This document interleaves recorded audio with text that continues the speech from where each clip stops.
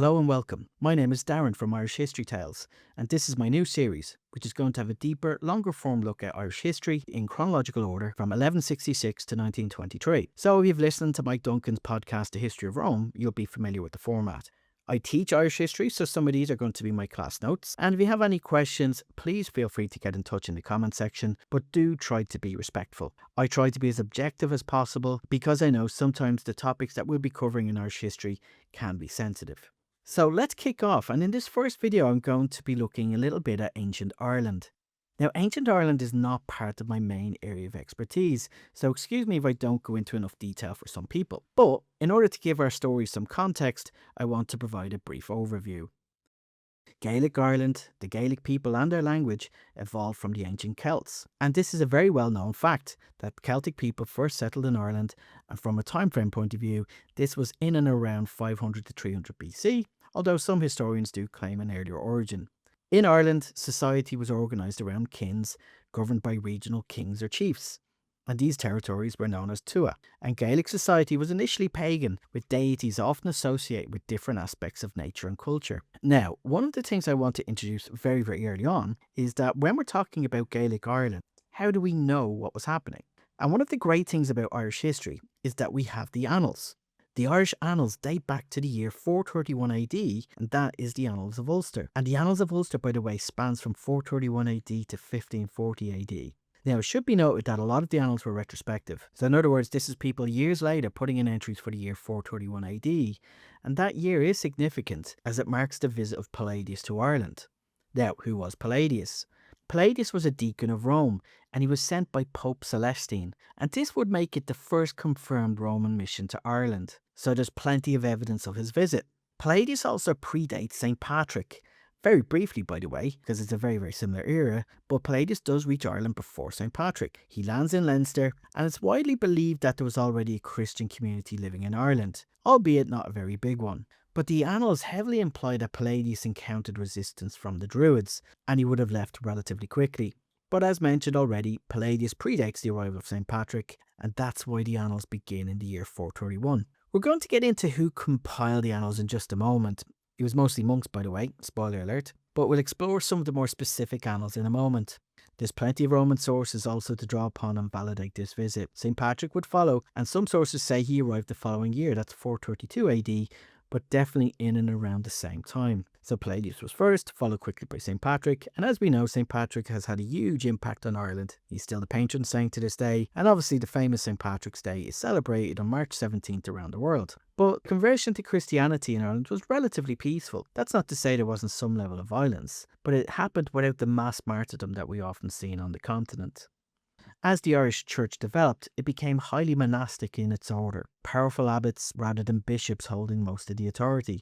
This would set them on a collision course with the Roman Catholic Church years later, and we'll explore more on that in future episodes. Monastic settlements often resemble small villages, evolving from single large buildings from the earlier monastic settlements, which were based on isolation and encouraging the hermit tradition. Round towers became a distinctive architectural feature, serving as belfries, lookout posts, and a safe place for people and valuables to take refuge in during attack. Monasteries were vital centres of learning that preserved Latin and classical text after the fall of the Western Roman Empire in 476 AD. I think that's an important point that often gets overlooked, which is that Irish monasteries served as this beacon of light during the Dark Ages that not just preserved classical text, but also provided education, with many individuals from Europe travelling to Ireland to receive their education in Irish monasteries. In the scriptorium, this is where the monks gathered and copied and illuminated manuscripts by scribes. Irish monks produced masterpieces of illuminated manuscripts, most notably the Book of Kells. Now, the Book of Kells is one of these hot topics, and obviously you'll find it in Trinity College, Dublin today, but the Book of Kells began life on the Scottish island of Iona.